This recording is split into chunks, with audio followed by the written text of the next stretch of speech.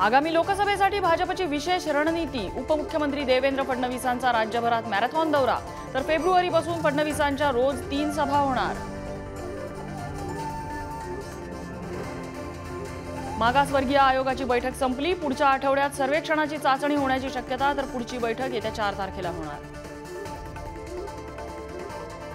मराठा समाजाला आरक्षण न मिळाल्यास मुंबईला येणारच, गोळ्या घातल्या तरी माघार नाही, जरांगे पाटील निर्धारावर ठाम। भाजप रणछोडदास, बाबरी पाडल्याची जबाबदारी बाळासाहेबांनी घेतली। भाजपवर राऊतांचा पुन्हा हल्लाबोल, तर आंबेडकर इंडियाला साथ देतील, राऊतांना विश्वास। पुण्याच्या जुन्नरमध्ये अमोल कोल्हेंच्या नेतृत्वात शेतकरी आक्रोश मोर्चा। केंद्र सरकारचं धोरण शेतकरी विरोधी असल्याचा कोल्हेंचा हल्लाबोल। लोकसभा निवडणुकीआधी मोदी शहा धक्का तंत्र वापरण्याची चर्चा। दोनदा निवडून गेलेल्यांना भाजपकडून तिसऱ्यांदा उमेदवारी नाही, लवकरच उमेदवारांच्या घोषणेची शक्यता।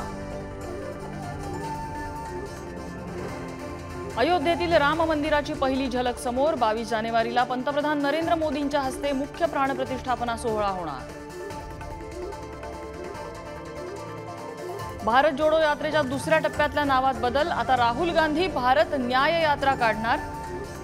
24 जानेवारी ते 20 मार्च दरम्यान मणिपूर ते मुंबई अशी यात्रा निघणार। पुण्यात 10 सिलेंडरचा भीषण स्फोट, विमानतळ परिसरामध्ये स्फोटामुळे दहशत।